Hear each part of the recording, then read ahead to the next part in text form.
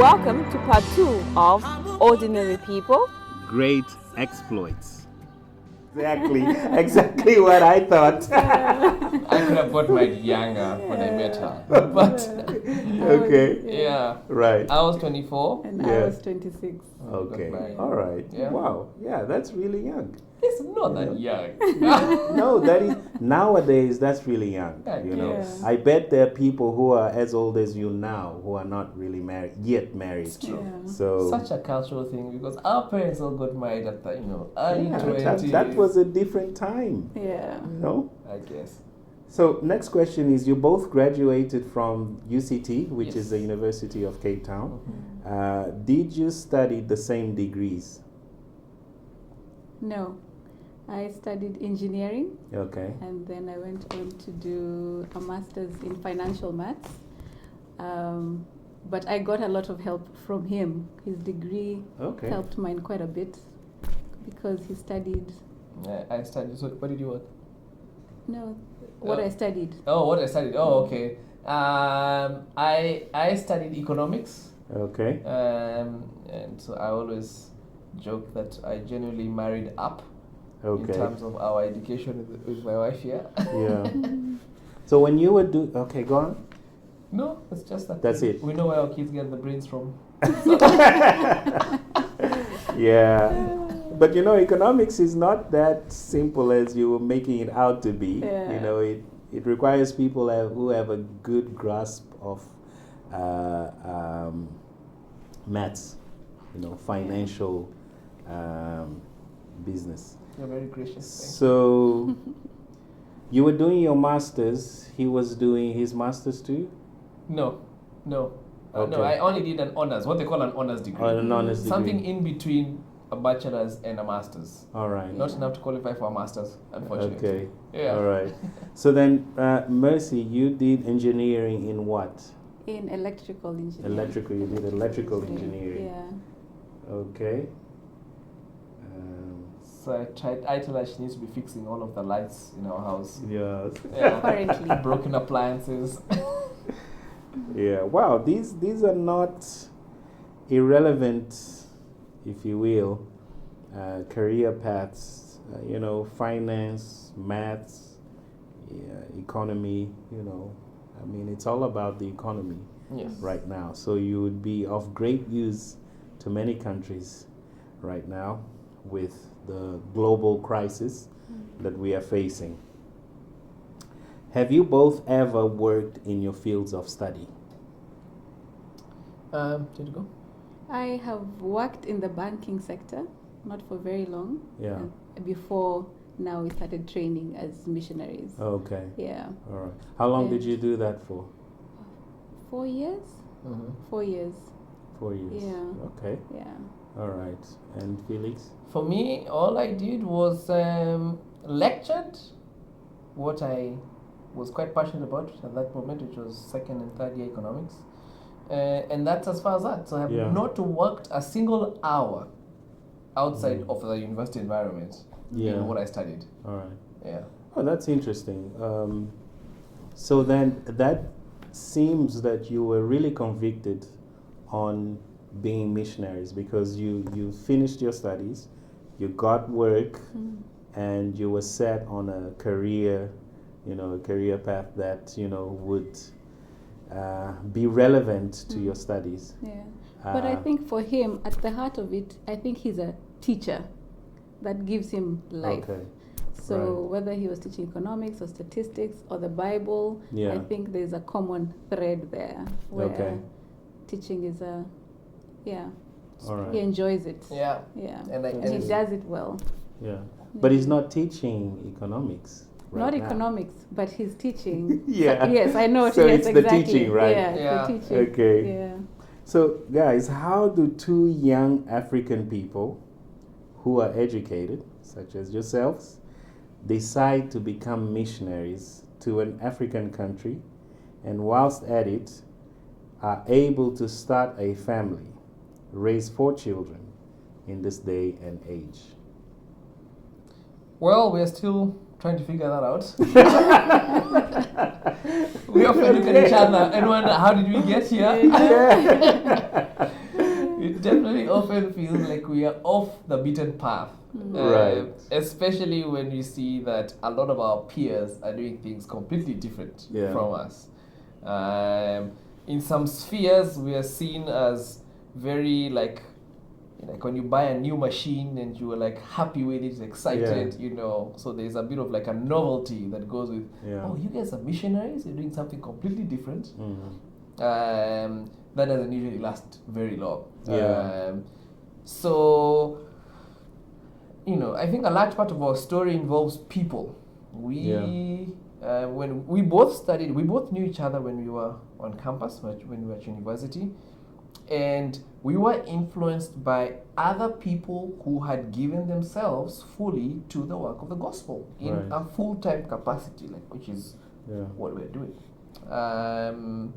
And spending time with these people, other missionaries as well, and seeing that these are not foreign, strange people. These are people who are normal, and we could see some of the values that they had passed on to their kids. We could see that they are not struggling to put food on the table. Yeah. And these were people who are not fallen to missionary because they had failed at school. So a lot of these things, we saw that and felt that this is something that we could give our lives to. And so when we got asked to pray about it, our minds, the ground had really been tilled. So it still required faith on our part, but it had already been modeled for us in a way that it didn't feel as much of a huge faith leap. Yeah, it was amazing. The couple, specifically one couple, we would have lots of meals at the dinner table. We would babysit their kids, watch their kids grow, and they looked normal, healthy, well adjusted. Were you married then? No. But this couple helped us before we got married, when we were married. So they walked with us quite a bit in those formative years. Okay. And I liked her. Yeah. So watching their lives was amazing. It was really modeled, as he said. Yeah. So it didn't feel like a huge leap, but it was. It still was. It was. Yeah. And So maybe we were young and didn't know Yeah. too far ahead what it would look like. Okay. Yeah. And you're obviously still in touch with this mentoring couple. Yes. All right. Yeah, American couple. Okay. So, wonderful friends of ours. Yeah. All their kids got married, which says a lot about from where we began and where we are now. Yes. Yeah. All right. So was it just prayer that took you from having that desire and actually putting into practice? What was it? Because did you pray and wait for an answer? Did you, how did you move from it being an idea into making it your lives? I don't know if there's a clear cut for Okay. either of us. And also because it happened over a period of time from when it was suggested. And I think it was different paths, because maybe you should tell your side. But so Clement and so there was so like Mercy says, a lot of these decisions never seem to be done in a straight line. So there's a lot of 2 steps forward, 1 step back, wondering if this is the right decision. There was a lot of that involved. So we both knew what we had studied. We both knew that we would be valuable in the working place, in the marketplace, and it would be wrong to over spiritualize it by essentially saying that you know what, we prayed for a sign, and then we opened the Bible and God pointed out a particular verse to us that we have now written on the wall of our house. So it was very practical by the fact that we were part of a community of other young people who were serious about the scriptures, who were serious about sharing their faith in ways that they could, essentially serious about applying what we were learning, and praying for the lost. So there was already an environment that was being built in that. It had already been modeled for us, like we had shared. But also in that was involved was like, just as Martin said, that there was, we prayed about it as well. But it was kind of a gradual movement that involved various people, doubts, whether this is the right decision to make. Family included. All of that was part of this whole cauldron and mixture that when we emerge on the other side and look back, there's no distinct, it's difficult to even give people principles of how to go about it. Yeah. It happened in the midst of just life. And we found ourselves where we are now. So how did your parents take the news that you will not be practicing what you were trained to do, although you had started? They had invested in you, but neither were you going to get into that path, nor were you going to be returning home. Right? Yeah. Because you started your missionary work in South Africa. Yes. I believe. Yes. And then you moved to Mozambique. You literally abandoned yourselves to the gospel of Christ in a foreign land where there was no English, supposedly. Right? How did they take those news? I don't imagine it was easy. There's probably conversations they had in their room that we were not privy to. But they were amazingly supportive. There were many questions as to, why don't you do both? How will you support yourselves? How will our grandchildren be clothed and schooled and all of that? Who do you even know where you're going? So I think the questions were many. And real and genuine. Yes, but they asked them without a firm, don't do it, or we are not with you. If you choose to do it, we are with you. But have you addressed, these questions, which was amazing. Yeah. I think I like the story of him and his dad.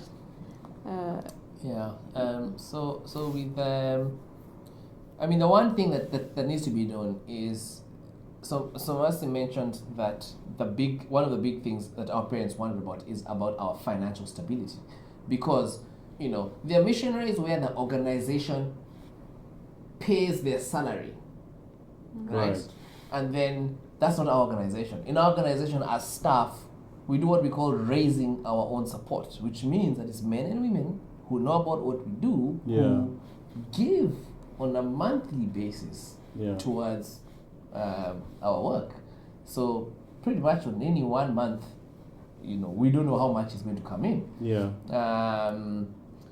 But I remember having a conversation with my dad that was quite significant. I had just graduated with my bachelor's and was now and applied and been accepted for my honors program. And both my mom and my dad came down to Cape Town for my graduation. Right. And while there, a couple of things in my mind had already been made up. And again, some of these were ongoing conversations with my parents at various levels. I still distinctly remember sitting in the sitting room of my student house in Cape Town Observatory and asking for some time with my dad and sitting down with him and telling him, so Dad, there are two things I would love to tell you right now on the eve of my graduation. Number one is once I graduate tomorrow, I've already applied and accepted for my honors program, and I'm looking forward to that. And after that, I want to go and do a 2-year training program with this organization called the Navigators, which he and my mom knew of and respected. Okay, that helps. I'm not going to do some random thing with a cult, right? So they knew the Navigators, respected the Navigators, knew people who were involved in the Navigators, knew that they were biblically sound. But still, there's still the idea of that leaving behind a secure job, as secure as jobs are in these markets. They're not as secure as we think they are. And the second thing that I mentioned was that there's this wonderful girl called Mercy who I would like to get married to in about 2 years' time. So that was at the age of 22 when I was sharing that. But we got nothing but support from both parents. You have amazing parents. We don't know what kind of internal wrangling they had behind closed doors, but publicly they supported us. Yeah. Okay. Yeah. God's grace. Yeah. So changing the gears a bit, do you speak any local languages? Have you learned any local languages since you came to Mozambique? Yeah. We prayed for everybody to learn English, so that didn't work out.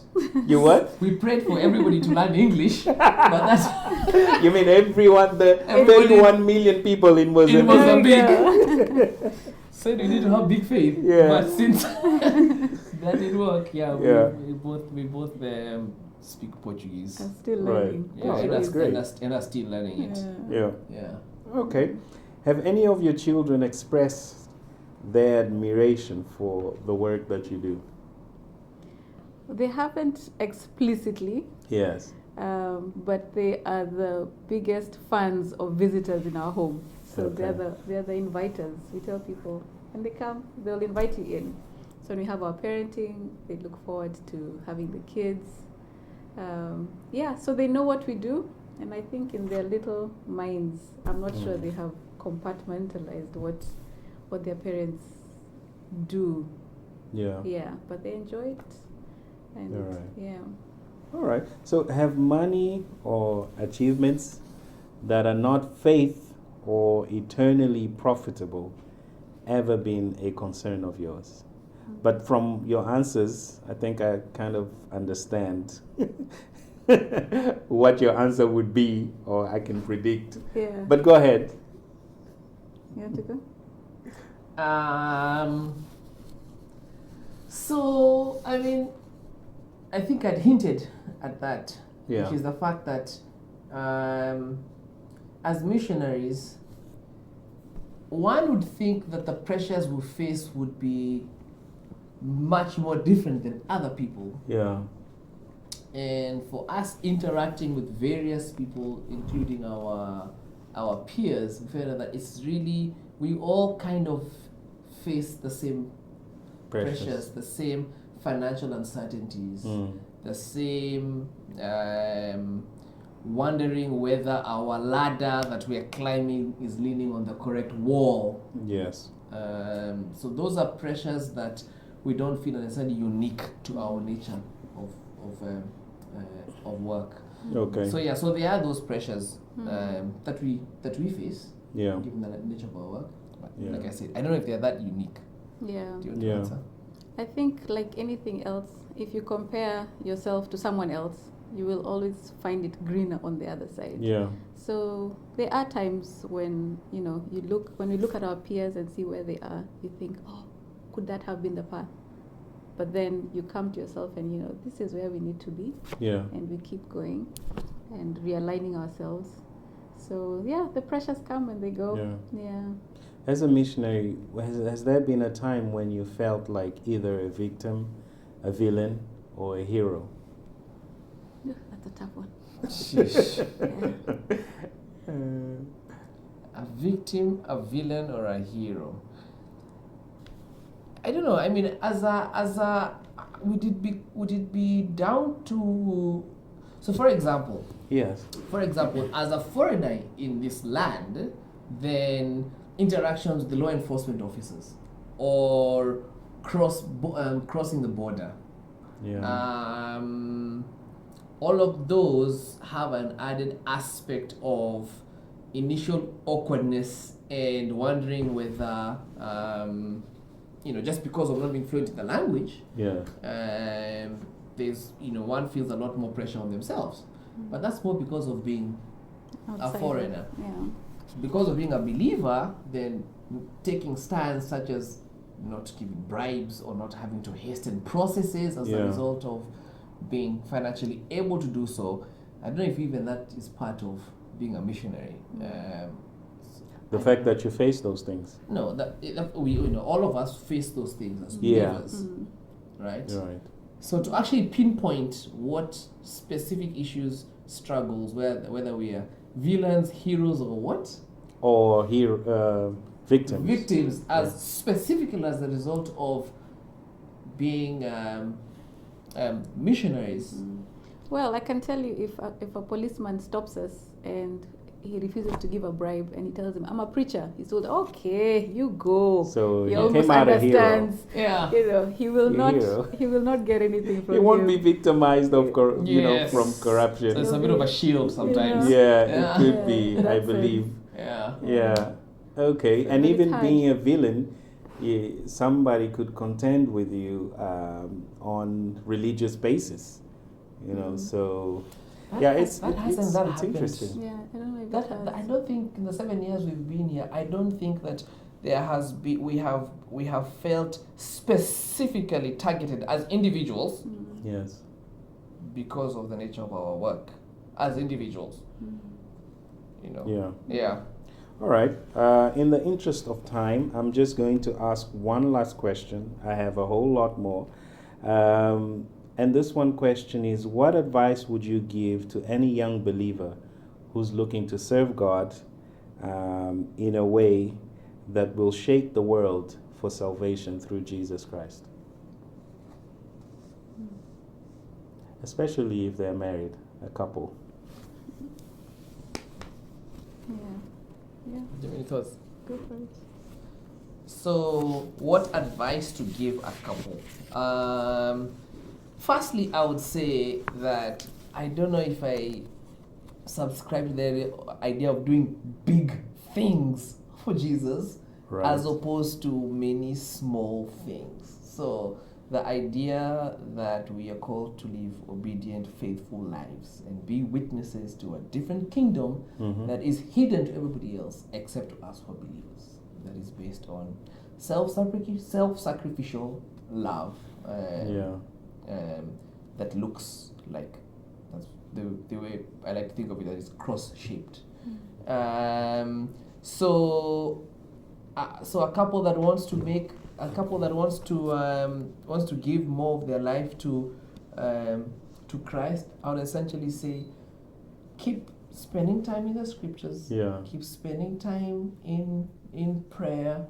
Keep loving your spouse. Keep loving your children, and from that posture, keep seeking God on what the next step is wherever God has placed you. So, no kind of major bombs of truth to share there other than just a very simple, faithful obedience.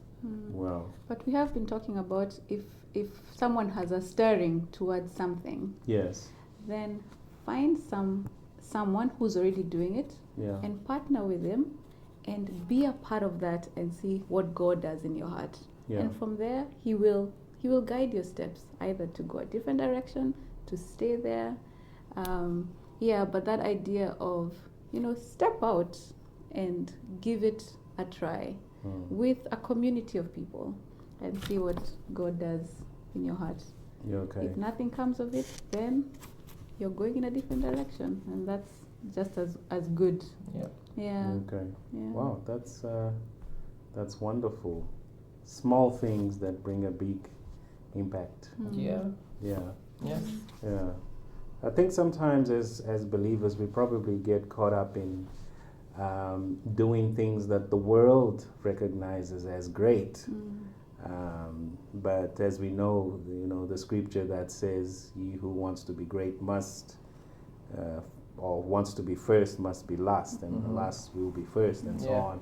So I think that idea is very much